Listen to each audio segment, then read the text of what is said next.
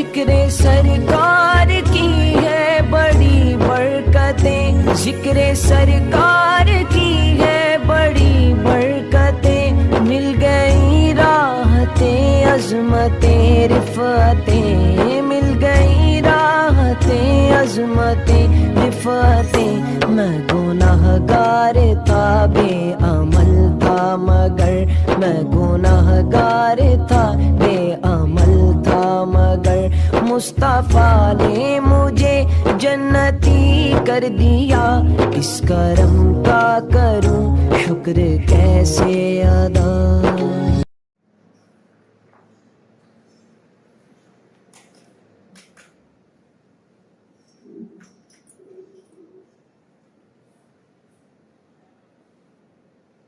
السلام علیکم ورحمۃ اللہ وبرکاتہ۔ الحمد للہ رب العالمین، والصلاة والسلام على سید الانبیاء والمرسلین وعلى آلہ واصحابہ اجمعین ومن تبعهم بإحسان إلى يوم الدین، اما بعد۔ قال اللہ تبارک وتعالی في القرآن المجيد والفرقان الحميد، أعوذ بالله من الشيطان الرجيم، بسم الله الرحمن الرحيم،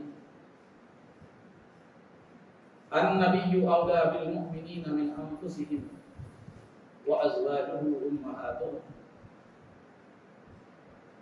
وقال تعالى في مقام آخر، وما كان لكم أن تؤذوا رسول الله ولا أن تنكحوا أزواجه من بعده أبدا،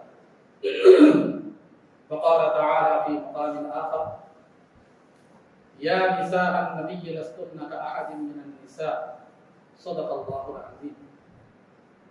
قال الله تبارك وتعالى في شأن حبيبه صلى الله عليه وسلم، إن الله وملائكته يصلون على النبي يا أيها الذين آمنوا صلوا عليه وسلموا تسليما، اللهم صل وسلم وزد وبارك على حبيبك سيدنا ونبينا ومولانا محمد وعلى آله وأصحابه أجمعين۔ عزیزان محترم، آپ کے سامنے تسلسل کے ساتھ نبی پاک صلی اللہ علیہ وسلم کی حیات ظاہری یعنی سیرت مبارکہ کا تذکرہ کیا جا رہا تھا۔ اس سے قبل آپ حضرات کے سامنے سرکار کی حیات برزخی یعنی آپ کی وصال کے بعد کی زندگی، وفات کے بعد کی زندگی کا تذکرہ کیا گیا، اور یہ بتایا گیا کہ علماء اہل سنت، صحابہ، تابعین، تبع تابعین اور اسلاف کا، ائمہ اکرام اسلاف کا یہ عقیدہ ہے کہ نبی پاک صلی اللہ علیہ وسلم اپنی جسم و روح کے ساتھ اپنے مزار مبارک میں باہر ہیں۔ اب رہا سرکار دو عالم صلی اللہ علیہ وسلم کے متعلقات، یعنی وہ شخصیات جو نبی پاک صلی اللہ علیہ وسلم سے متعلق ہیں، وہ ان کا تذکرہ جو ہے نا کیا جائے گا۔ نبی پاک صلی اللہ علیہ وسلم سے تعلق رکھنے والی شخصیات مختلف تعلقوں کے حساب سے ان کا جو ہے نا مختلف مرتبہ ہے۔ ایک تو تعلق صحبت سے ہے، تو جن کا تعلق نبی پاک صلی اللہ علیہ وسلم کی صحبت ایمان کی حالت میں صحبت سے ہے، ان کو ہم صحابہ کہتے ہیں، اور صحابہ کی تعداد لاکھوں اور کروڑوں میں ہے، جس کا یہاں بیان نہیں کیا جا سکتا۔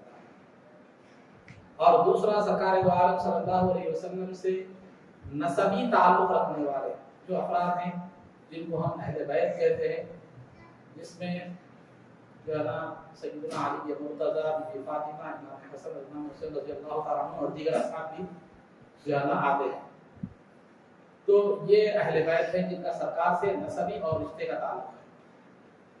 اب رہا سرکار سے تعلق رکھنے والی دوسری چیزیں جو نکاح کے سبب سے جو ہستیاں سرکار سے نسبت رکھتی ہیں، وہ ہیں ازواج مطہرہ۔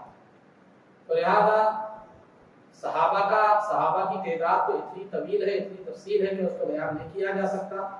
ہاں وقتاً فوقتاً آپ حضرات کے سامنے بالعموم عمومی حیثیت سے صحابہ کے فضائل اور مراتب کا بیان کیا جاتا رہتا ہے، بالخصوص خلفائے راشدین کا تذکرہ کیا جاتا رہتا ہے، اور اہل بیت کے حوالے سے بھی اہل بیت کے فضیلت اور پھر امام حسن اور امام حسین بی بی فاطمہ علی رضی اللہ تعالیٰ عنہما کا تذکرہ سیرت کے درس میں بھی کیا گیا بعض مقامات پر، اور عموماً کیا جاتا رہتا ہے۔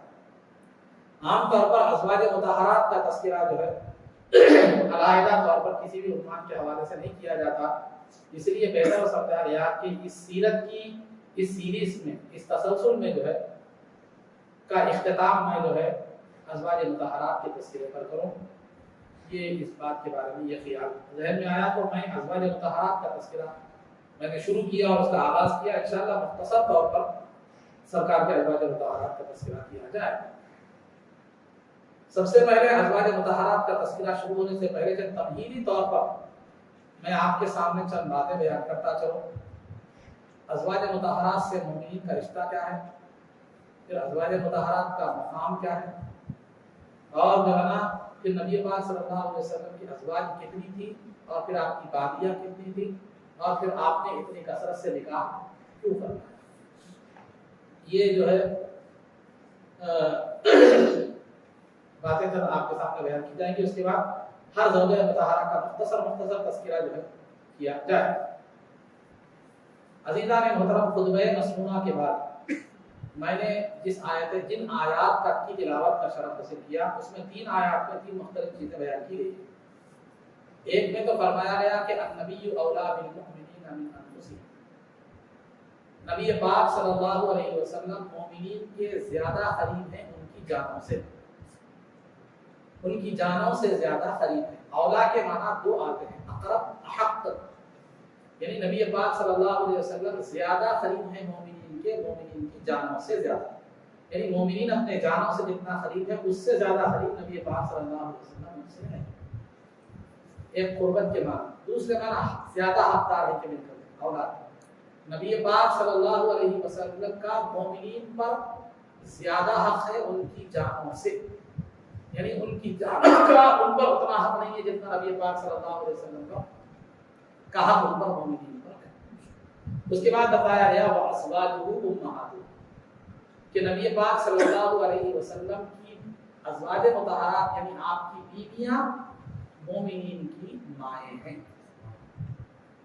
اور ایک قرات میں یہ پڑھا گیا ہے کہ وَهُوَ أَبٌ لَهُمْ، سرکار کی بیویاں مومنین کی مائیں ہیں اور سرکار ان کے والد ہیں۔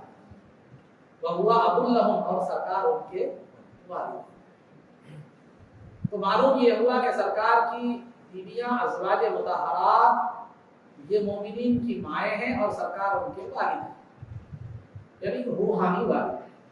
تو سرکار نبی پاک صلی اللہ علیہ وسلم کے روحانی، نبی پاک صلی اللہ علیہ وسلم امتیوں کے روحانی والد ہیں، اور آپ کی ازواج مطہرات مومنین کی مائیں ہیں۔ ٹھیک ہے، تو یہ بات اس آیت میں بتائی گئی۔ جب امتی اور ازواج مطہرات کے درمیان رشتہ کیا ہے، ماں اور بیٹے کا ہے، تو لہذا ماں اور بیٹے کا رشتے کا تقاضا کیا ہے، وہ دوسری آیت میں بتایا گیا وَمَا كَانَ لَكُمْ أَن تُؤْذُوا رَسُولَ اللَّهِ وَلَا أَن تَنكِحُوا أَزْوَاجَهُ مِن بَعْدِهِ أَبَدًا، تمہارے لیے یہ ہرگز جائز نہیں ہے، یعنی حرام ہے تمہارے لیے کہ تم نبی پاک صلی اللہ علیہ وسلم کو تکلیف دو، یہ بات بھی حرام ہے، اور یہ بات بھی حرام ہے کہ تم نبی پاک صلی اللہ علیہ وسلم کے بعد نبی پاک صلی اللہ علیہ وسلم کی ازواج مطہرات میں سے کسی سے نکاح کرو، یہ بات بھی حرام ہے، ہمیشہ تک پہ من بعدہ ابدا، سرکار کے بعد سے، آپ کی وفات کے بعد سے ہمیشہ تک کے لیے کسی مومن کو نبی پاک صلی اللہ علیہ وسلم کی ازواج سے نکاح کرنا جائز نہیں ہے بلکہ حرام۔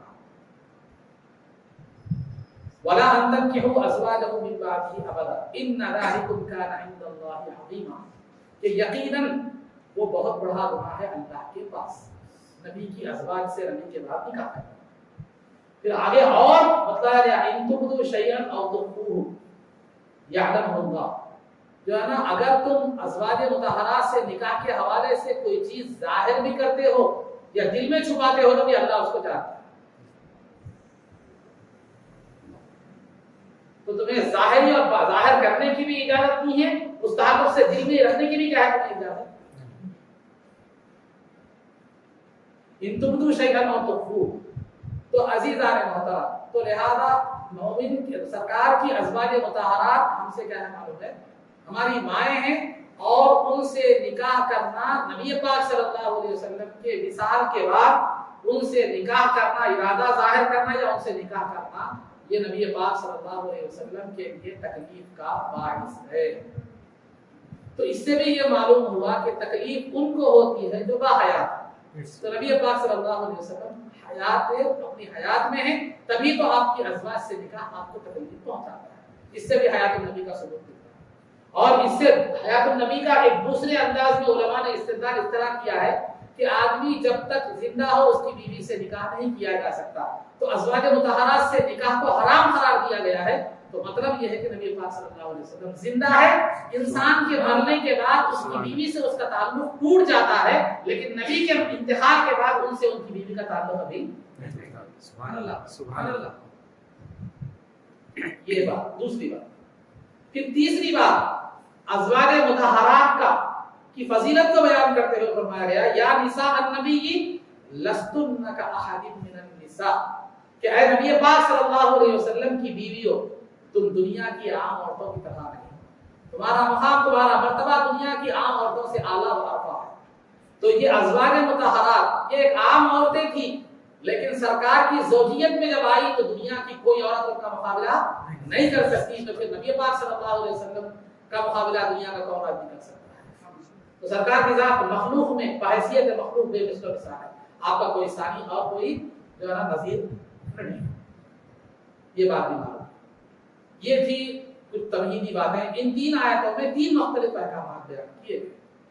ایک تو یہ کہ نبی پاک صلی اللہ علیہ وسلم امت کے امتیوں کے روحانی والد ہیں، اور آپ کی ازواج مطہرات مومنین کی مائیں۔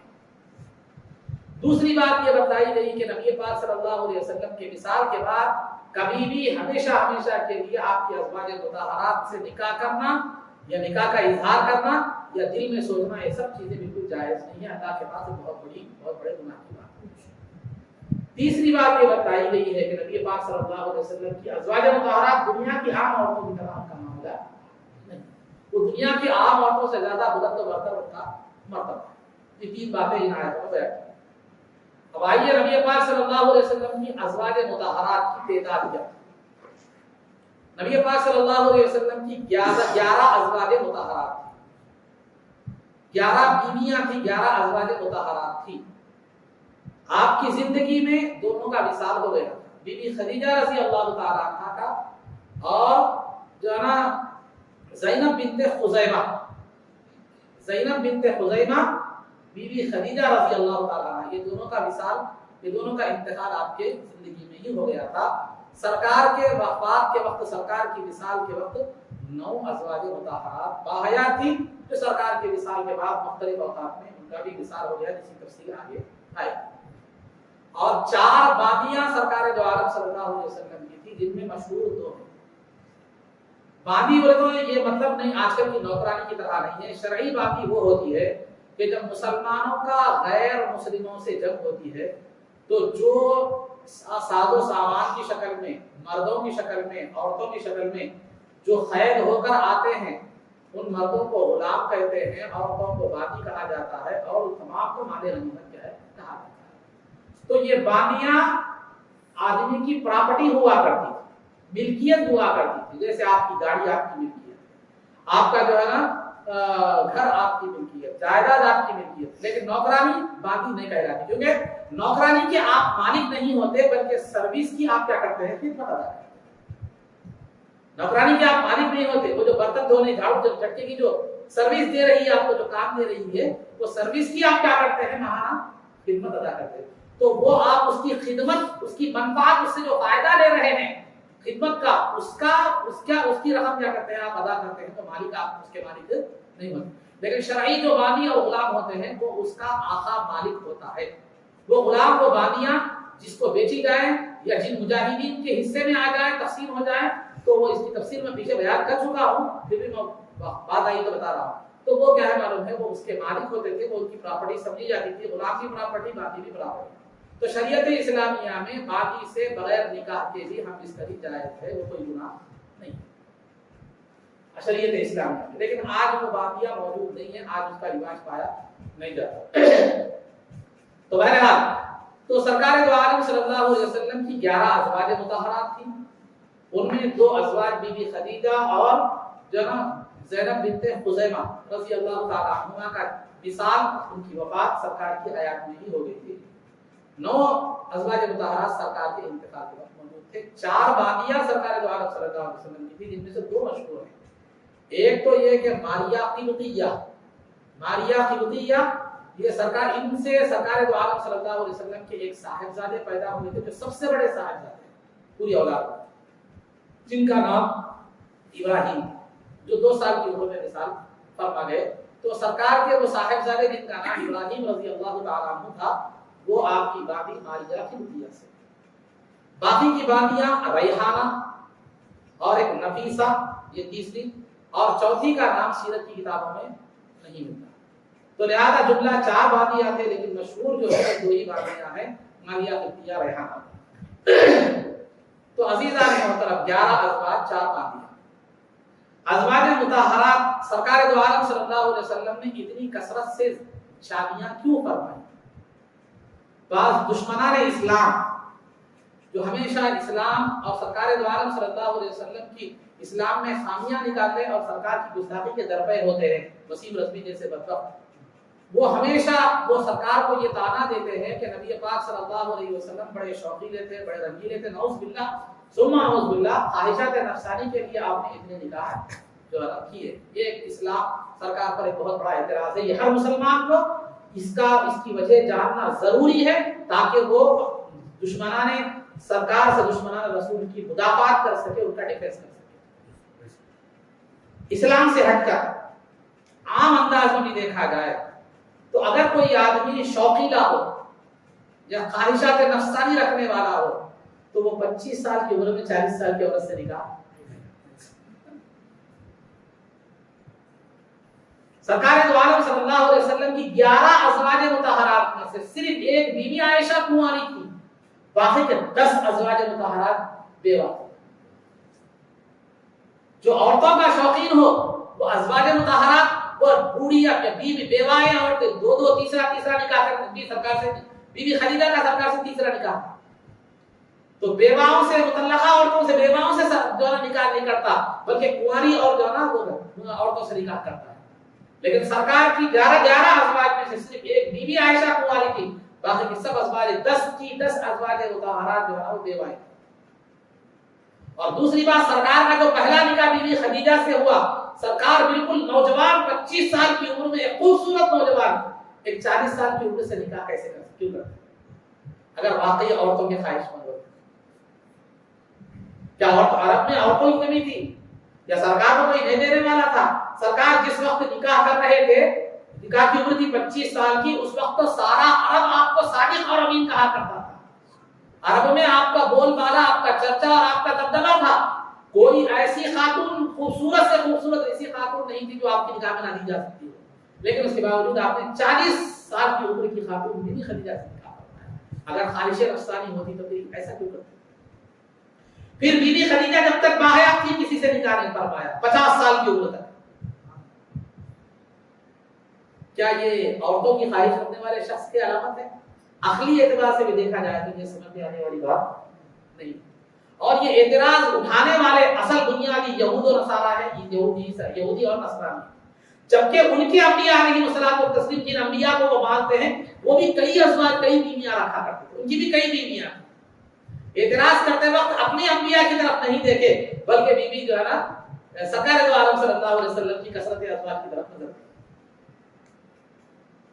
ان کا دیکھا دیکھ کر یہ آج کے جو ہے نا جو غیر مسلم یہ آ گئے، سب ان کی جو بھی بولتے ہیں، ان کے پاس نہ کتاب ہے نہ کوئی اتھینٹک چیز ہے، وہ ادھر سے سنتے ہیں ادھر سے. جیسے تربیت دی گئی ویسا کیا کرتے ہیں، بولتے ہیں کہ اعتراضات تو ذاتی نہیں ہوتے، یہ آج کی بات نہیں ہے، اس سے پہلے اگر آپ میرا سیرت کا تسلسل سن رہے ہیں تو مکے کے کفار مکہ جا کر یہودیوں سے سوالات لے کر آئے تھے، 3 سوالات روح کے بارے میں، ذوالقرنین کے بارے میں، جو پیچھے آپ یاد ہے تو تذکرہ سنے ہوں گے، تو جو یہ سوالات لانا پرانا ٹیپ ریکارڈ لا کے بولنا یہ پرانی عادت ہے، آج نہیں کوئی بات ہے، ان کے پاس نہ کوئی کتاب ہے نہ کوئی اتھینٹک چیز ہے، یہ دوسروں سے لے کر کیا کرتے ہیں، اسلام پر اعتراضات کرتے ہیں۔ تو میرے ہاتھ خلاصہ گفتگو یہ ہے کہ سرکار دو عالم صلی اللہ علیہ وسلم نے کثرت سے نکاح کیوں فرمایا، یہ ایک اہم وجہ ہے۔ اس کے کئی جوابات دیے گئے ہیں، لیکن ایک 2 جوابات میں آپ کو دیتا ہوں، یہ 2 یاد رکھ لیجیے بس کافی ہے۔ سب سے پہلی بات تو یہ کہ سرکار دو عالم صلی اللہ علیہ وسلم کی زندگی ہمارے لیے نمونہ ہے۔ قرآن کہتا ہے لقد کان لکم فی رسول اللہ اسوۃ حسنہ، کہ نبی پاک صلی اللہ علیہ وسلم کی زندگی میں تمہارے لیے بہترین نمونہ ہے۔ تو ایک مسلمان جب ایمان لاتا ہے تو اس کے لیے ضروری ہے کہ سرکار کی زندگی کے نقش قدم پر چلے۔ سرکار زندگی کیسے گزارتے تھے ویسے زندگی گزارنا یہ اس کے لیے عبادت بھی ہے اور آخرت کی کامیابی ہے۔ ایک مسلمان کی آخرت کی کامیابی اور عبادت اسی میں ہے کہ وہ سرکار کے عمل کی نقل کرے، ان کے جیسی زندگی گزارے۔ اب دیکھیے ایک انسان کی زندگی ایک بیرونی گھر کے باہر کی زندگی ہوتی ہے، گھر کے اندر کی زندگی ہوتی ہے۔ گھر کے باہر جو ہے دوست و احباب ہوتے ہیں، کاروباری رشتہ داریاں ہوتی ہیں، کاروباری تعلقات ہوتے ہیں، پڑوسیوں سے تعلقات ہوتے ہیں، محلے والوں سے تعلقات ہوتے ہیں، بہرحال کئی لوگوں سے تعلقات باہر ہوتے ہیں۔ تو باہر کی زندگی یعنی کاروبار کیسا کرتے ہیں، دوستوں سے معاملہ کیسا ہے، لوگوں سے بات کرنے کا طریقہ کیسا ہے، چال چلن کیسا ہے۔ اگر آپ کسی بچے کا رشتہ دیکھنے کے لیے جائیں تو گھر میں بچے سے، دوستوں سے، لوگوں سے پوچھتے بچہ کیسا ہے، بیڑی گاڑی کا ہے کیا، کیسا کھاتا پیتا ہے کیا، کیسا ہے، شوقین ہے کیا، بچہ اپنا اپنا پہلے دوستوں سے لے لیتے، محلے والوں سے تعلقات لے لیتے۔ تو یہ باہر کی زندگی جو سرکار دو عالم صلی اللہ علیہ وسلم کی تھی، اس زندگی کے ایک ایک لمحے کو صحابہ اکرام نے احادیث کی شکل میں ہمارے سامنے پیش کر دیا۔ کائنات کے 1,24,000 انبیاء علیہ الصلوۃ والتسلیم میں سے کسی نبی کی زندگی کا ہر لمحہ محفوظ نہیں ہے جتنا سرکار کی زندگی کا لمحہ۔ سبحان اللہ، سبحان اللہ۔ یہ صحابہ اکرام کی محنت ہے، یہ کام ہے۔ کسی نبی کے صحابہ اور امتیوں نے اس نبی کی جو ہے نا زندگی کے حالات کو نہیں بیان کیا، اگر بیان بھی کیا ہے تو مضبوطی کے ساتھ اصلی حالت میں وہ آج موجود نہیں ہے۔ خیر ان کی زندگی تو دور کی بات ہے، کتابیں بھی بس محفوظ نہیں ہے، لیکن نبی پاک صلی اللہ علیہ وسلم پر جو کتاب اتاری گئی وہ بھی محفوظ ہے قیامت تک، اور آپ کی زندگی کا ہر لمحہ محفوظ ہے۔ آپ کی داڑھی میں کتنے بال تھے، سر میں کتنے بال تھے، آپ کا جسم مبارک کیسا تھا، بولیے کے حوالے سے میں نے سابقہ محفل میں بیان کر دیا ہے۔ تو یہ باہر کی زندگی تھی، بیرونی زندگی سرکار کی بیرونی زندگی تھی۔ تو بیرونی زندگی کو صحابہ اکرام نے بیان فرما دیا، لیکن سرکار کی گھر کے اندر کی زندگی، اندرونی زندگی جو ہے، سرکار کی عبادت کیا تھی، آپ کی شب بیداری کیا تھی، آپ کی ازواج مطہرات کے ساتھ معاملہ کیا تھا، سلوک کیسا تھا، ازواج مطہرات کے ساتھ آپ کا معاملہ داری کیسی تھی، محبت کیسی تھی، کیا کیا سرکار گھر میں کیا کیا کرتے تھے، یہ تو باہر والے نہیں جان سکتے۔ اب گھر میں بھی جو ہے نا بیویاں جتنا آدمی کو سمجھ سکتی ہے وہ کسی اور کو کوئی اور نہیں سمجھ سکتا، کیونکہ آدمی باہر کی بنسبت گھر میں زیادہ کھل کر آتا ہے، اور گھر میں بھی ماں باپ کے سامنے اتنا کھل کر نہیں رہتا، کیونکہ احترام وہ جو ہے نا رشتہ ہوتا ہے۔ بھائیوں کے سامنے اگر بڑے ہوں تو بھی احترام کا رشتہ ہوتا ہے، چھوٹے ہو تو شفقت کا رشتہ ہوتا ہے، وہاں بھی اتنا زیادہ نہیں کھلتا۔ آدمی کائنات میں کسی رشتے کے سامنے پورے طور پر کھلتا ہے تو وہ بیوی کا رشتہ ہے۔ بیوی جان سکتی ہے کہ آدمی کتنا کی کیفیت کیا ہے، وہ اندرون گھر کے اندر اس کا معاملہ کیا ہے، وہ کیسی طبیعتوں سے کیا جو ہے نا اس کا نیچر ہے، اسے کیا مزاج ہے، وہ بیوی سے بہتر کوئی بھی نہیں جان سکتا۔ تو سرکار دو عالم صلی اللہ علیہ وسلم کی اندرون زندگی بھی مومنین کے لیے نمونہ تھی، اس لیے کثرت سے ازواج مطہرات جو ہے نا سے نکاح سرکار نے فرمایا، تاکہ اب کا زیادہ 11 بیویاں ہیں تو ضروری نہیں ہے کہ سب خوبصورتی میں برابر ہو، سب سب حسن میں برابر ہو، سب عمر میں برابر ہو، سب صحت میں برابر ہو، صورتیں مختلف، رنگ مختلف، کیفیتیں مختلف، لیکن سلوک سب کے ساتھ ایک۔ سبحان اللہ۔ سرکار کے ساتھ سرکار کا سلوک اس بیوی کے ساتھ بھی وہی تھا جو بیوہ کے ساتھ، جو بیوی تھی بیوہ تھی، اس بیوی کے ساتھ بھی وہی تھا جو کنواری تھی۔ تو سرکار کی کثرت ازواج سے یہ سرکار کی زندگی کا اندرونی نمونہ کیا تھا، وہ امت کو بتا رہا تھا کہ بیویاں بیوہ بھی تھی، بیویاں کنواری بھی تھی، بیویاں خوبصورت بھی تھی، بیویاں خوبصورت بھی تھی، لیکن سرکار نے کبھی کسی کے حقوق میں کمی نہیں کروائی۔ تو سرکار کی ازواج کی کثرت کی وجہ یہ ہے کہ سرکار کے گھر کے اندرونی جو معاملات ہیں وہ امت کے لیے کہا جائے نمونہ۔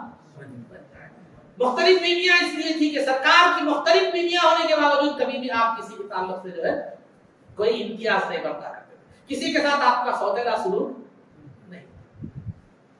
اسی کو قرآن کہتا ہے فلا تمیلوا کل المیل فتذروها کالمعلقہ، تم کسی ایک بیوی کی طرف مائل مت ہو جاؤ، دوسروں کو پورا چھوڑ کر ایک بیوی کی طرف مائل مت ہو جاؤ۔ یہ قرآن کا عملی نمونہ سرکار کی گھریلو زندگی ہے۔ سرکار ازواج مطہرات کے ساتھ کیسا رہتے تھے، میں نے اس سے قبل کی چند مثالیں بیان کی مختلف تقاریر میں، لیکن جو ہے نا یہ بھی بیان مختلف ذکر آیا ہے جو میں بیان کر دوں گا کہ سرکار گھر میں جب ہوتے تو اپنے ازواج مطہرات کے کام میں ہاتھ بٹایا کرتے تھے۔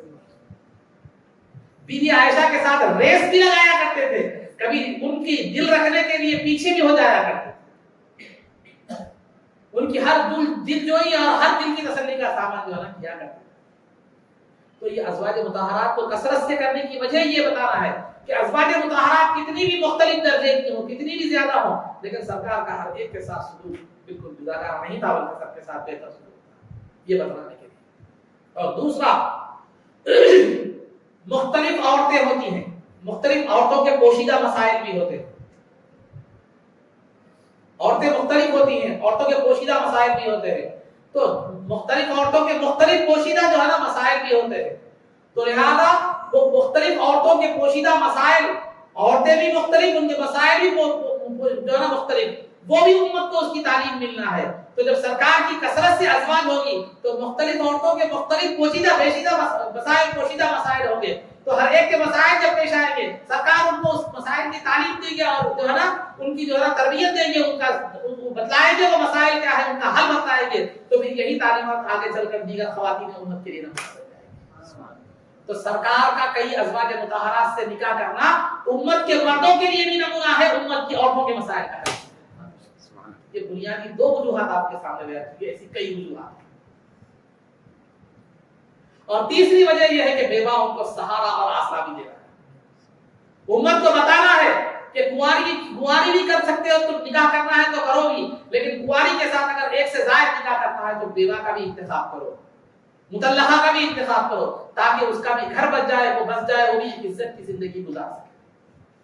ایسے کئی مسائل ہیں، ایسے کئی خوبیاں ہیں جو سرکار کے کثرت سے آپ نے جو ہے نکاح فرمائے، اس کے پیچھے وجوہات۔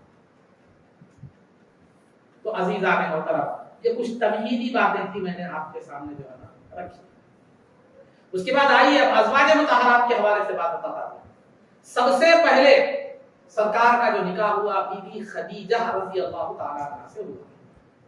خدیجہ نہیں، خدیجہ بھی نہیں ہے، خدیجہ بھی نہیں، خدیجہ دال سے بی بی خدیجہ، ہمارے پاس بہت سے لوگ خدیجہ بولتے ہیں تو خدیجہ بولتے ہیں، اسی طرح زلیخا بولتے ہیں، زلیخا نہیں بلکہ زلیخا ہے، تو خدیجہ نہیں ہے، خدیجہ دال سے، خدیجہ بی بی خدیجہ رضی اللہ، خدیجۃ الکبریٰ رضی اللہ تعالیٰ عنہ، تو بی بی خدیجہ رضی اللہ تعالیٰ عنہ سے سب سے پہلا نکاح ہوا۔ اس سے پہلے بی بی خدیجہ کے دو نکاح ہو چکے تھے۔ بی بی خدیجہ رضی اللہ تعالیٰ عنہ کا پہلا نکاح ابو حالہ بن زرارہ تمیمی سے ہوا تھا۔ ان سے دو صاحبزادے تھے، ایک حالہ اور ایک ہند، وہ دو بھی صحابہ ہوئے، وہ بھی مشرف اسلام۔ پہلے شوہر سے دو بیٹے تھے۔ جب پہلے شوہر کا انتقال ہو گیا تو بی بی خدیجہ رضی اللہ تعالیٰ عنہ کا دوسرے شوہر سے نکاح ہوا، جن کا نام عتیق بن عاہل تھا۔ ان سے ایک صاحبزادی تھی ہند، وہ بھی مشرف اسلام ہوئی۔ جب عتیق کا انتقال ہو گیا، دوسرے شوہر کا انتقال ہو گیا، تو بی بی خدیجہ رضی اللہ تعالیٰ عنہ کو عرب کے بڑے بڑے مالدار اور جو ہے نا بڑے بڑے رئیس اور بڑے بڑے شریف لوگوں کے رشتے آپ کو آ رہے تھے، کیونکہ آپ بھی مالدار بھی تھی، خوبصورت بھی تھی، شرافت کے اعتبار سے بہت اعلیٰ مقام پر تھی۔ اللہ تعالیٰ نے آپ کا نام تو کسی نے نہیں رکھا تھا، لیکن اللہ تعالیٰ نے جس طرح سرکار دو عالم صلی اللہ علیہ وسلم کے صادق اور امین ہونے کا تذکرہ لوگوں کی زبانوں پر جاری کر دیا تھا، کسی نے آپ کا نام نہیں رکھا تھا صادق اور امین، بلکہ لوگ خود آپ کو صادق اور امین جو ہے نا پکارا کرتے تھے، مخلوق کی زبانوں پر ڈال دیا تھا۔ اسی طرح بی بی خدیجہ رضی اللہ تعالی عنہا جاہلیت کے رسوم و رواج سے پاک تھی اور پاک دامن تھی، اسی لیے ان کا لقب طاہرہ پڑ گیا تھا، کسی نے رکھا نہیں۔ سبحان اللہ، طاہرہ یعنی پاک دامن تھا۔ تو بی بی خدیجہ کا لقب طاہرہ تھا۔ تو کئی بڑے بڑے مالدار لوگوں کے، کیونکہ آپ مالدار بھی تھی، پورے مکے کے لوگوں کا سامان تجارت جتنا ہوتا تھا، بی بی خدیجہ کا مال تجارت اتنا ہوتا تھا۔ آپ کسی آدمی کو تجارت کا سامان دیتے اور وہ جا کر تجارت کر کے آتے، پارٹنرشپ میں اس طرح بے ہوتی. تو اب مالدار بھی تھی، خاندانی شرافت بھی تھی. آپ جو ہے نا خاندان قریش سے تھی، قریش اعلیٰ خاندان مانا جاتا تھا، اور آپ کا سلسلے نسب سرکار کے داداؤں میں سے ایک قصی ہے، قصی جو ہے نا ان سے جا کر سرکار کا آپ کا نسب وہاں پر مل جاتا ہے. آپ کے والد کا نام خویلد تھا، آپ کی والدہ کا نام فاطمہ بنت زاہدہ تھا. انتخاب آپ کے نکاح کے وقت والد کا انتخاب ہو چکا تھا. تو بی بی خدیجہ نے نکاح کا ارادہ ترک کر دیا تھا. اعلیٰ سے اعلیٰ مالدار لوگوں کے پیغام آ رہے تھے، ارادہ ترک کر دیا تھا آپ نے. لیکن جو ہے نا یہودیوں سے خود آپ کے چچیرے بھائی ورقہ بن نوفل جو تورات اور انجیل کے عالم تھے، ان سے، یہودیوں سے، دیگر لوگوں سے سن رہے تھے کہ نبی آخر الزمان تشریف لانے والے ہیں، اور سرکار دو عالم صلی اللہ علیہ وسلم کی ذات گرامی میں ان کے تمام نشانیاں پائی جاتی ہیں جو سابقہ کتابوں میں نشانیاں بتائی گئی. تو بی بی خدیجہ رضی اللہ تعالی عنہ کے دل میں نکاح کا ارادہ تو ترک کی تھی، لیکن نبی کی بیوی زوجہ بننے کی سعادت مندی کے حصول کی جو ہے نا خواہش پیدا ہوئی. مال و دولت کی طرف اگر رجحان ہوتا تو بڑے بڑے سرداروں کے وہ آئے تھے، نہیں، دنیا کی بنیاد پر نہیں، عاقبت اور آخرت کی اعتبار سے جو ہے نا آخرت کو پیش نظر رکھتے ہوئے آپ نے سرکار سے نکاح کی خواہش دل میں پیدا ہوئی. اور عقل مندی کا تقاضا یہی ہے کہ جو آدمی عقل مند وہ ہے جو فانی چیز کو پسند نہ کرے، باقی رہنے والی چیز کو ترجیح دے. اور آخرت باقی رہنے والی چیز ہے، دنیا فنا ہونے والی چیز ہے. امام شافعی رحمۃ اللہ تعالی علیہ نے کا بیان ہے، فتویٰ ہے کہ اگر کوئی آدمی جو ہے مرتے وقت یہ وصیت کر جائے کہ جو ہے میرے مرنے کے بعد میرا مال جو ہے کسی عقل مند کو دیا جائے، تو امام شافعی فرماتے ہیں کہ وہ مال جو ہے کسی آخرت کو ترجیح دینے والے کو دیا جائے. وہ وصیت کسی آخرت کو ترجیح دینے والے کے حق میں جاری کر دی جائے. کیوں؟ جو آخرت کو ترجیح دیتا ہے وہی عقل مند ہوتا ہے، دنیا کو طرف کرنے والا عقل مند. میں آپ سے پوچھتا ہوں، 2 سیل فون ہیں، ایک کی گارنٹی نہیں ہے، ایک کی گارنٹی ہے، ایک نان برانڈڈ ہے، ایک برانڈڈ ہے، آپ کو سب پسند کریں گے. اسی گارنٹی اور برانڈڈ ہے وہی پسند کریں گے. عقل مند جو اسی کو کہیں گے، آپ کاروبار میں عقل مندی کا مظاہرہ کریں اسی کو سمجھیں گے. تو دنیا فنا ہونے والی ہے، آخرت باقی رہنے والی ہے. جو آخرت کو ترجیح دینے والا ہے وہ عقل مند ہے. اسی وجہ سے امام شافعی نے فرمایا وہ وصیت عقل مند کے حق میں، یعنی وہ عقل مند ہے جو آخرت کو ترجیح دینے والا ہے، اس کے حق میں وصیت جاری کی جائے گی. تو یہاں عقل مند دانشمند خاتون تھی بی بی خدیجہ رضی اللہ تعالی عنہ. دنیا کا مال و دولت تو ہے، بڑے بڑے عمرا کی جو ہے نا پیغام آ رہے ہیں، خاندانی لوگوں کے پیغام آ رہے ہیں، لیکن نبی کی غلامی کو انہوں نے جو ہے نا اپنی سعادت مندی کو سعادت مندی سمجھا. سرکار کے نکاح کا خیال دل میں پیدا ہوا ہے. اس میں اور مضبوطی آئی. کیسے آئی؟ اس کا ایک واقعہ ہے. جاہلیت کی ایک عید ہوا کرتی تھی، جاہلیت کی ایک عید، زمانے جاہلیت. وہ عید تمام عورتیں وہ عید میں کیا ہوتی تھی؟ جمع ہوتی تھی. تو وہ عید میں تمام عورتیں جو ہے نا جمع ہوتی تھی. تو بی بی خدیجہ بھی وہ عورتوں کے محفل میں تشریف لے گئی، وہ خوشی کے موقع پر تشریف لے گئی. لے جانے کے بعد وہاں اچانک ایک آدمی ظاہر ہوا. ظاہر ہو کر جو ہے نا اس نے کہا کہ دیکھو ان قریب آخری نبی ظاہر ہونے والے، عورتوں کی محفل تھی، ایک آدمی ظاہر ہوا ہو کر کہا ان قریب ایک نبی ظاہر ہونے والے ہیں، آخری نبی، ان کا نام احمد ہوگا.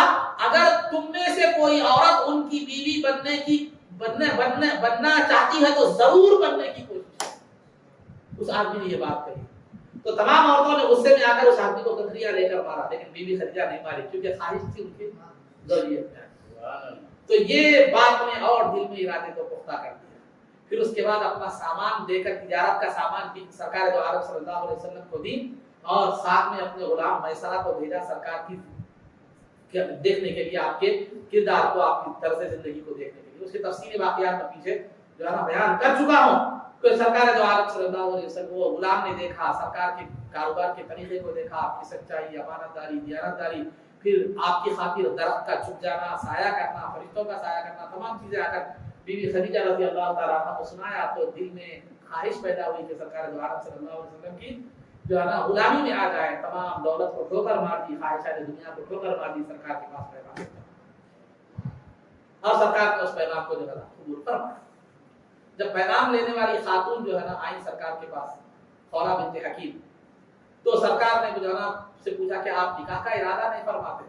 सरकार ने कहा अभी मैं माली एतबार से उतना मजबूत नहीं हूँ, लिहाजा मैं निकाह का फिल वक्त इरादा ले रहा हूँ। तो खौला बिन्त हकीम ने कहा कि अगर कोई औरत शराफत नसब के एतबार से, पाकदामनी के एतबार से, कौम में शराफत के एतबार से, माली एतबार से मजबूत हो, अच्छी हो, अगर वो आपसे निकाह की ख्वाहिश रखे तो आप करेंगे? तो सरकार ने फरमाया ठीक है, मैं अपने चचा अबू तालिब से मशवरा करता हूँ। अबू तालिब से मशवरा करके आपने क्या किया, बीबी खदीजा रज़ी अल्लाह तआला अन्हा से निकाह फरमाया। अबू तालिब को लेकर और सब 500 लोगों को लेकर बीबी खदीजा रज़ी अल्लाह तआला अन्हा के घर को गए और आपका निकाह हुआ। और बीबी खदीजा रज़ी अल्लाह तआला अन्हा ने, बैहक़ी की रिवायत है कि बीबी खदीजा रज़ी अल्लाह तआला अन्हा ने जो मेहमान आए थे सरकार के घर वाले, उनको गाय ज़ुबाह करके खिलाया। सुभान अल्लाह। ये निकाह में खाना खिलाने का सबूत है। गाय ज़ुबाह का, आज जो खा रहा है लड़की का खाना हराम है, वो खाए वो है, लड़की का खाना हराम है, ये बिल्कुल जो है ना बेबुनियाद बात है। दो हैसियत से ये बात गलत है। एक इस हैसियत से कि ये हदीस में वाज़ेह तौर पर है कि बीबी खदीजा रज़ी अल्लाह तआला अन्हा ने निकाह का के गाय को ज़ुबाह करके खाना खिलाया और नबी पाक सल्लल्लाहु अलैहि वसल्लम उसको खाया। गलत होता तो सरकार नहीं खाते, क्योंकि नबी नबूवत से पहले भी कोई गलत काम नहीं करते, नबूवत के बाद भी कोई गलत काम नहीं। अगरचे कि आप ऐलान नबूवत नहीं फरमाए थे, अभी हमारे नजदीक तो नबी हैं थे आप उस वक्त, लेकिन ऐलान नबूवत नहीं फरमाया तो उससे पहले भी कोई गलत काम, नबी की जिंदगी पैदाइश से लेकर वफात तक उम्मत के लिए नमूना होती है, वहां हर चीज से वो मासूम होते हैं, हर गलती से। तो अलगर्ज दूसरी बात यह है कि तिरमिज़ी वगैरह की कई हदीसों में है कि मेहमान जब तुम्हारे पास आए तो उसको उसका जायजा दो, यानी जायजा है उसका इनाम दो। क्या इनाम है? एक दिन एक रात अपनी इस्तिताअत के मुताबिक अच्छे से अच्छा खिलाओ और बाकी 2 दिन यानी 3 दिन तक जो है उसकी मेहमान नवाजी करो, बाकी दिन क्या करो अपनी इस्तिताअत के लिहाज से जैसे घर में खाते हो वैसे खिलाओ। एक टाइम में जब बर्दाश्त नहीं होगा। हाँ, ये बात और है कि लड़की वालों पर जोर न डालें, हम इतने आदमी लाते हैं वो न डालें, ये गलत है। अगर वो खुशी से खिलाना चाह रहे हैं, जो भी खिलाना चाह रहे हैं, जितने भी लोगों को खिलाना चाह रहे हैं या चाय पिलाना चाह रहे हैं, उनके ऊपर छोड़ दे, उनकी इस्तिताअत पर क्या करते हैं, छोड़ दे। लड़की का खाना हराम है, निकाह का खाना हराम है, ये बिल्कुल शरीयत के ऐन मुखालिफत है, तो ये गलत है। हाँ, उनसे करें हम इतने लोगों को लाएंगे, 500 लोगों को लाएंगे, इतने आइटम होना, हमारे बड़े बड़े लोग मालदार लोग आने वाले हैं, ये पकाओ वो पकाओ, ये मुतालबे की आपको गुंजाइश नहीं है। आप उनसे कहें कि आप जितने भी बोले जो भी पकाना है या चाय पिलाना है, जो भी पिलाना है, आप अपनी इस्तेमाल के लिहाज से जिस तरह का इंतजाम करना है करें, जितने लोगों का करना है करें। वो नहीं करना चाह रहे ठीक है, वो भी ठीक है। करना चाह रहे आपकी मर्जी, जिस हैसियत से करें और जितने लोग आप बोलेंगे उतने ही लोग हम क्या करेंगे, इस अंदाज में अगर मामला हो तो बेहतर। तो खैर न बहरहाल तो सरकार द्वारा रिवायत इस बारे में दो है, बाज़ रिवायतों में 500 दिरहम आपने महर बांधा उनके ऊपर, लेकिन ज्यादा बेहतर जो बात है कि जो है ना 12.5 ऊखिये आपने महर बांधा, 12.5 ऊखिया उस वक्त का तौर होता है। 12.5 ऊखिया जो है ना होता है 1063 ग्राम 21 मिलीग्राम, 1063 ग्राम 121 मिलीग्राम।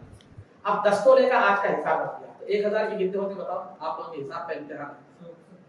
100 तोले 1063 के 160 106 तोले, 106 तोले 3 ग्राम 21 मिलीग्राम, तकरीबन जो है ना 106 तोले पर 106 तोले 4 ग्राम चांदी सरकार ने बीबी खदीजा रज़ी अल्लाह तआला 106 तोले 4 ग्राम तकरीबन चांदी, ये सरकार दो आलम सल्लल्लाहु अलैहि वसल्लम ने क्या की, बीबी खदीजा रज़ी अल्लाह तआला के निकाह में महर में और महर नकद था और ये थी। तो ये इस बात से अंदाजा लगता है कि आदमी को चाहिए कि एक दूल्हे को कि महर नकद अदा करे और अपनी इस्तिताअत के लिहाज से जितना ज्यादा हो सके दे, अपनी इस्तिताअत के लिहाज से जितना ज्यादा हो सके वो क्या करे, अदा करे। क्यों?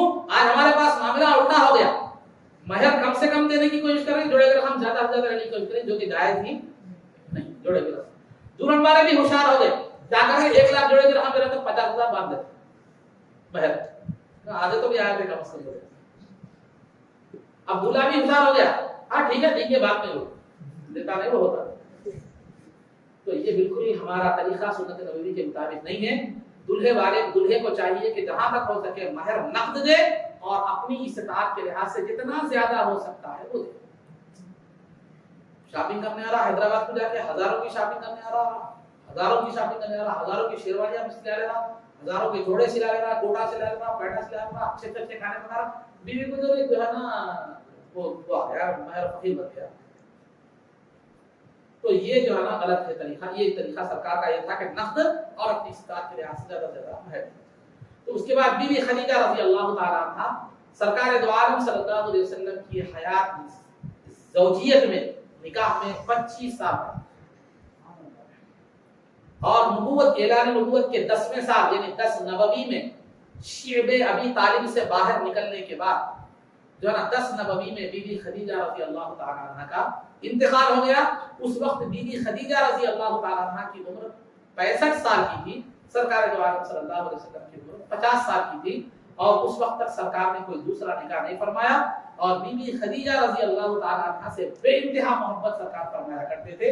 محبت کا اندازہ اس سے لگایا جا سکتا ہے کہ بی بی خدیجہ کے انتقال کے بعد بھی سرکار کے گھر میں اگر کوئی اچھا سالن یا کھانا بنتا تو بی بی خدیجہ کی سہیلیوں کو تلاش کر کے انہیں دیا کرتے, اور دیگر ازواج مطہرات سرکار کی بی بی خدیجہ کے ساتھ وفات کے بعد بھی اس محبت کو دیکھ کر رشک کیا کرتے. پھر جب بی بی خدیجہ کا انتقال ہوا نبوت کے 10ویں سال, تو آپ کو چونکہ اس وقت تک نماز جنازہ کا حکم نہیں آیا تھا, تو آپ کو بغیر نماز جنازہ کے ہی دفن کر دیا گیا مکہ مکرمہ میں, یعنی مسجد حرام سے تقریباً 1.5 میل کے فاصلے پر ایک مقام ہے, مقام حجور. وہاں پر جو ہے نا بی بی خدیجہ رضی اللہ تعالی عنہا کی تدفین عمل میں آئی. بی بی خدیجہ رضی اللہ تعالی عنہا کے وصال کے بعد سرکار دو عالم صلی اللہ علیہ وسلم بی بی خدیجہ رضی اللہ تعالی عنہا سے سرکار کی جملہ 6 اولادیں. ایک ماریہ قبطیہ سے ابراہیم رضی اللہ تعالی عنہ تھے, باقی کے 6 اولادیں بی بی خدیجہ رضی اللہ تعالی عنہا سے تھی. اس کے علاوہ کسی اور بیوی سے آپ کی کوئی اولاد نہیں تھی. بی بی خدیجہ رضی اللہ تعالی عنہا سے آپ کے 2 لڑکے تھے, ایک قاسم اور عبداللہ. قاسم اور عبداللہ یہ بچپن میں ہی یہ وصال فرما گئے. 4 لڑکیاں تھیں. ایک لڑکی کا نام سب سے بڑی خاتون کا نام زینب جو بڑی ہوئی, نکاح ہوا, اپنے خلیل بھائی ابو العاص سے نکاح ہوا. اور جو ہے نا پھر دوسری صاحبزادی تھی رقیہ جن کا عثمان غنی رضی اللہ تعالیٰ عنہ سے نکاح ہوا. پھر بی بی رقیہ کا جنگ بدر کے موقع پر انتقال ہوا. تو پھر جو ہے نا پھر ام کلثوم جو سرکار کی تیسری صاحبزادی تھی ان کا نکاح پھر عثمان غنی رضی اللہ تعالیٰ عنہ سے ہوا. یعنی 2 صاحبزادیاں رقیہ اور ام کلثوم کا نکاح عثمان غنی رضی اللہ تعالیٰ عنہ سے ہوا, اور پھر انہو سے ہوا. اور پھر چوتھی صاحبزادی بی بی فاطمہ رضی اللہ تعالیٰ عنہ کا نکاح سیدنا علی مرتضیٰ رضی اللہ تعالیٰ عنہ سے ہوا. یہ 4 صاحبزادیاں بڑی ہوئی, صاحب اولاد بھی ہوئی, اور سرکار کا سلسلہ نسب بی بی فاطمہ رضی اللہ تعالیٰ عنہ سے جو ہے نا یہ جاری ہوا دنیا میں. یہ 4 صاحبزادیوں کی مختصر بات تھی, پھر ان کی اولاد پھر کی تفصیلات الگ ہے, وہ چیزیں الگ ہیں. تو بی بی سرکار کی جملہ اولادیں 7 تھی, 3 لڑکے 4 لڑکیاں.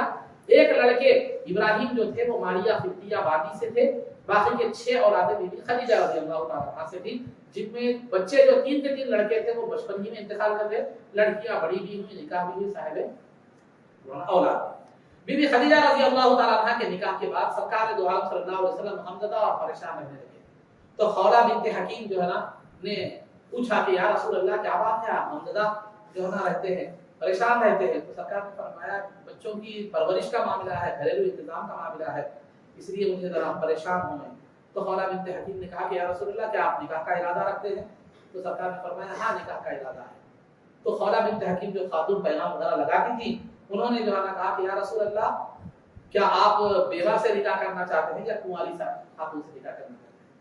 بیوہ سے اگر چاہتے ہیں تو سودا بنت زمعہ موجود ہے, اگر کنواری سے نکاح کرنا چاہتے ہیں تو آپ کے یار غار ابو بکر صدیق رضی اللہ تعالیٰ کی صاحبزادی بی بی عائشہ بنتے ہیں. تو سرکار نے فرمایا, ابھی بھی سرکار نے فرمایا کہ کنواری ہونا ہوگا. فرمایا دونوں کے پاس بھی پہلا پیغام بھیجو, جو اللہ کے مقدر میں رکھا وہ ہوگا. اور یہاں ایک بات میں بتلاتا چلو, سرکار دو عالم صلی اللہ علیہ وسلم نے خود کا بھی جو نکاح فرمایا یا اپنی صاحبزادیوں کا بھی جو نکاح فرمایا. حدیث شریف ابو سعید خدری رضی اللہ تعالیٰ عنہ کی حدیث شریف ہے کہ سرکار دو عالم صلی اللہ علیہ وسلم نے فرمایا کہ میں نے جب تک اپنا یا اپنی بیٹیوں کا نکاح اس وقت تک نہیں کیا جب تک کہ جبریل امین کے ذریعے سے اللہ کا حکم نہ آئے کہ ان کا نکاح ان سے کرو، ان سے کرو۔ سبحان اللہ۔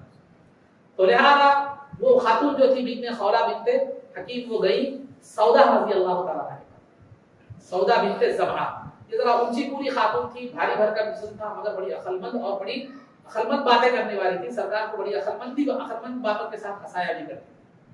تو خولہ بنت زمعہ کے پاس گئی، انہوں نے کہا کہ سرکار آپ سے نکاح کرنا چاہتے ہیں، تو انہوں نے کہا مجھے کوئی اعتراض نہیں ہے، میں راضی ہوں، لیکن میرے باپ سے پوچھو۔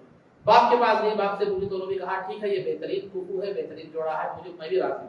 اس طرح خولہ بنت جو ہے نا حکیم سے، یہ سودا بنت زمعہ سے سرکار دو عالم صلی اللہ علیہ وسلم کا دوسرا نکاح ہوا، اور سودا بنت زمعہ بھی جو ہے نا سرکار دو عالم صلی اللہ علیہ وسلم قریش خاندان قریش سے تھی۔ ان کا نکاح سرکار دو عالم صلی اللہ علیہ وسلم کے داداؤں میں لوئی بن غالب سے ملتا تھا، سلسلہ نسب کا شجرا جا کر وہاں ملتا تھا۔ تو لہذا یہ سودا بنت زمعہ کا نکاح، دوسرا نکاح سرکار سے ہوا، اور سودا بنت زمعہ رضی اللہ تعالی عنہا کو سرکار نے ایک مرتبہ کسی وجہ سے طلاق بھی دینا چاہا، بس روایتوں میں آتا ہے کہ دیا بھی، لیکن جو ہے سودا بنت زمعہ نے کہا یا رسول اللہ مجھے طلاق مت دیجیے، جو ہے نا میں حشر میں آپ کی زوجہ کی حیثیت سے اٹھنا چاہتا ہوں۔ سرکار نے جو ہے نا طلاق دینے کا ارادہ ترک کر دیا، یا جس روایت میں دینے کا طلاق دینے کا ذکر ہے رجوع فرما دیا۔ تو میرے آپ نے کہا کہ میں بوڑھی ہو چکی ہوں، میری جو باری کا دن مقرر ہے آپ نے مقرر فرمایا ہے، وہ میں اپنی بی بی عائشہ کے حوالے کرتی ہوں۔ تو اس طرح بی بی عائشہ وہ خاتون تھی ازواج مطہرات میں جن کو 2 دن 2 رات سرکار کی باریاں نصیب تھیں۔ تو الغرض عزیزان محترم، سودا بنت زمعہ سے نکاح ہوا، اور سرکار دو عالم صلی اللہ علیہ وسلم کے وصال کے بعد بھی یہ باحیات رہی۔ راجح قول کے مطابق، مضبوط قول کے مطابق 54 ہجری میں آپ کا انتقال ہوا۔ 54 ہجری میں آپ کا انتقال ہوا، جنت البقیع میں کیا ہوئے آپ دفن ہوئے۔ 54 ہجری میں آپ کا جو ہے نا انتقال ہوا، کس کا؟ سودا بنت زمعہ۔ سرکار کا 11 ہجری میں انتقال ہوا، اور سودا بنت زمعہ کا 54 ہجری میں انتقال ہوا۔ اس کے بعد سودا بنت زمعہ کے نکاح کے ساتھ ہی بہت کم وقفے میں پھر وہی خاتون خولہ بنت حکیم سیدنا ابو بکر صدیق رضی اللہ تعالیٰ عنہ کے پاس گئی، جا کر جو ہے نا کہا کہ سرکار آپ کی صاحبزادی بی بی عائشہ سے نکاح کرنا چاہتے ہیں، اور بی بی عائشہ سے نکاح کا حکم بھی اللہ رب العزت کا حکم تھا۔ اللہ نے جبریل امین کو جو ہے نا حکم دیا تھا کہ بی بی عائشہ سے نکاح کرے سرکار، اور جو ہے نا بی بی عائشہ کی تصویر بھی بتائی گئی تھی جبریل امین کے ذریعے سے سرکار۔ اب وہ تصویر آپ کی فوٹو شاپ کی تھی ضروری نہیں ہے، وہ جس انداز کی بھی تھی، وہ جیسی بھی تھی، قدرتی تصویر تھی کی تصویر ہو، آپ فوٹو شاپ کی تصویر سمجھیں گے جس میں کالی بچی کو پورے دھبے وبے نکال کے خوبصورت بنا کر جو ہے نا نوکرانی کو کوئین بنا کے پیش کیا جاتا ہے، یہ ایک دھوکہ ہی ہے، اس طرح نہیں کرنا چاہیے، جو حقیقت ہے حقیقت۔ بلکہ علماء اکرام نے یہاں تک بھی کہا ہے کہ اگر کسی نوجوان کے بال سفید ہو گئے ہوں، اگر وہ دھوکہ دینے کے لیے نکاح میں کالے بالوں کو تاریخ کر کے جواب دکھنے کے لیے نکاح کر رہا ہے، تو یہ بھی ایک قسم کا دھوکہ ہے، اس سے بھی احتراز کرنا چاہیے۔ تو میرا کہ فوٹو شاپ کا استعمال جو ہمارے پاس ہو رہا ہے وہ درست نہیں ہے، ضمن بات علیہ تو بتا، جو حقیقت ہے جو ہے وہ بتا دیجیے، اگر مقدر میں ہے تو ہوگا، نہیں تو نہیں ہوگا، مقدر میں نہیں ہے تو آپ کی کوئی بھی تدبیر کام نہیں آتی، مقدر میں ہے تو آپ کچھ بھی جو ہے نا نہ کریں، تب بھی اللہ رب العزت جوڑ دے گا۔ تو کبھی بار اپنے آپ کو حقیقت پسند بنائیے، حقیقت پسند بنائیے، یہ طبیعت سرکار دو عالم صلی اللہ علیہ وسلم کی تھی، صحابہ کی۔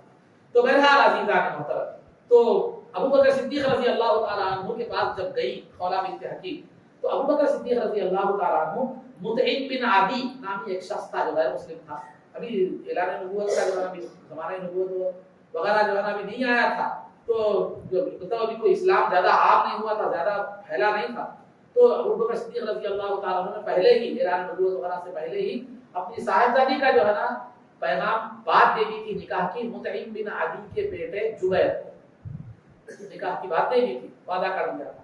تب یہ خولہ بنت حکیم جب سرکار کا پیغام لے کر ابو بکر صدیق رضی اللہ تعالیٰ عنہ کے پاس گئی، تو ابو بکر صدیق رضی اللہ تعالیٰ عنہ نے کہا کہ میں نے وعدہ کر دیا ہے مطعم کے بیٹے جبیر کو دینے کا، میں وعدے کی خلاف ورزی نہیں کر سکتا۔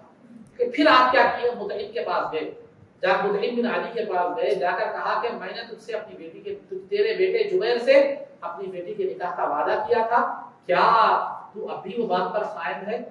تو اتنے میں اس کی بیوی باہر آئی، آ کر کہی کہ ہم اپنے بیٹے کو آپ کی بیٹی کو دے کر بددین نہیں بنانا چاہتے، وہ مسلمانوں کو بددین کہتے تھے، بددین نہیں بنانا چاہتے۔ تو ابو بکر صدیق رضی اللہ عنہ نے فرمایا تو کیا یہ نکاح ختم سمجھو؟ تو اس نے کہا ہاں بالکل ختم، میری بیوی کی جو بات ہے मुतइम ने कहा मेरी बीवी की जो बात है मेरी भी वही बात है। तो लिहाजा अबू बकर सिद्दीक़ रज़ियल्लाहु अन्हु ने कहा कि अब मेरा वादा खत्म हो गया, मैं सरकार से अपनी बेटी का निकाह करने के लिए राज़ी हूं। बहरहाल सरकार जो आलम सल्लल्लाहु अलैहि वसल्लम का निकाह बीबी आयशा रज़ियल्लाहु ताला अन्हा से हुआ। उस वक्त बीबी आयशा की उम्र 6 साल की थी, लेकिन रुखसती और विदाई नहीं हुई। हिजरत के बाद जब आप बालिग हुई 9 साल की उम्र में जो है ना बीबी आयशा जब बुलूग को सिन्ने बुलूग को पहुंची तो उस वक्त तो बधाई हुई। हिजरत के बाद जब मदीने में सरकार हिजरत करके मदीने को गए तो वहां बधाई हुई और सरकार के निकाह में 9 साल रही बीबी आयशा रज़ियल्लाहु ताला अन्हा।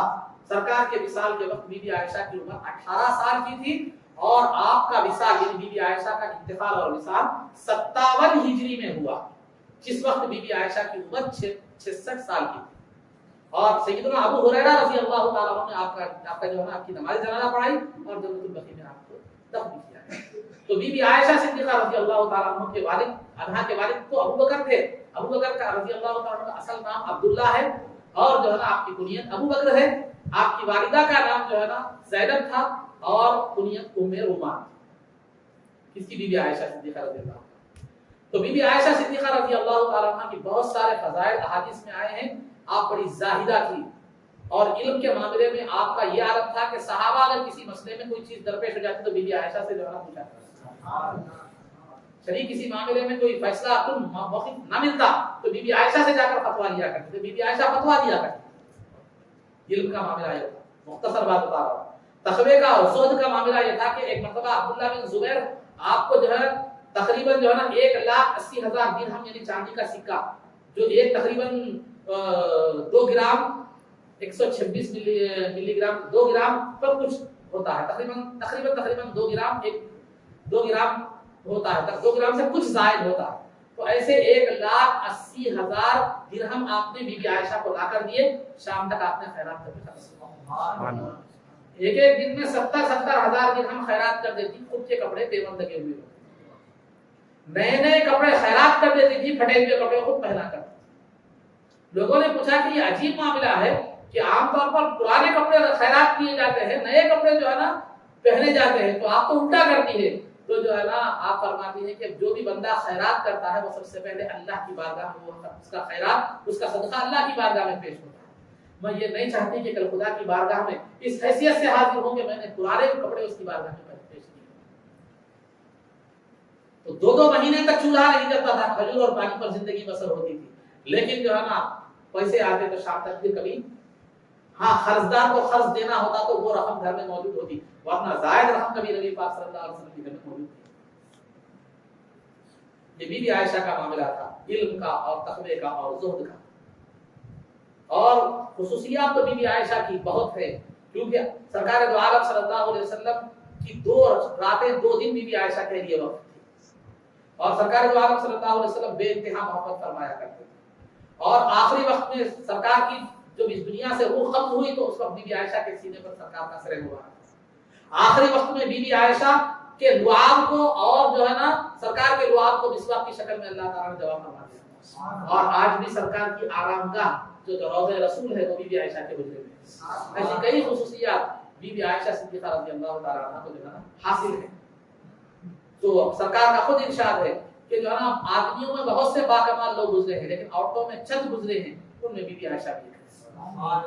तो अलगज़ अज़ीज़ान मोहतरम, ये अज़वाज मुतहरात में से बीबी खदीजा रज़ियल्लाहु ताला अन्हा, दूसरा निकाह सौदा बिन्त ज़मआ रज़ियल्लाहु ताला अन्हा, तीसरी ज़ौजे मुतहरा बीबी आयशा रज़ियल्लाहु ताला अन्हा के हवाले से आपके सामने कुछ मुख्तसर से हालात बयान किए गए, वरना इनके हालात बड़े तवील हैं।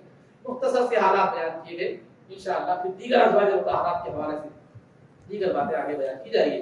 अल्लाह रब्बुल इज्जत से दुआ है कि परवरदिगार आलम हमें रसूल पाक सल्लल्लाहु अलैहि वसल्लम की सीरत मुबारका पर अमल करने की तौफीक अता फरमा। आपकी सीरत मुबारका को अपनी जिंदगियों में जगह देने की तौफीक अता फरमा और इस सीरत मुबारका में सुनने और सुनाने को जो है ना कबूल फरमा और इसको हमारे लिए ज़ख़ीरा आखिरत और ज़रिया नजात बना। ऐ परवरदिगार आलम में इज्जत व आफियत की जिंदगी दे और ईमान पर हमारा खातिमा फरमा, क़ब्र में दीदार मुस्तफ़ा से भरा फरमा, हश्र में नबी पाक सल्लल्लाहु अलैहि वसल्लम के कदमों में हमारा हश्र फरमा, आपकी शफ़ाअत से हमको बहरवा फरमा, आपके दस्ते मुबारक से जाने को सकीना नसीब फरमा, जन्नत में आपकी गुलामी मईयत और रिफ़ाक़त नसीब फरमा। सल्लल्लाहु तआला व सल्लम अला खैरि खल्क़ि सय्यिदिना मुहम्मद व आलिहि व सहबिहि अजमईन बिरहमतिका या अरहमर राहिमीन वल्हम्दुलिल्लाहि रब्बिल आलमीन।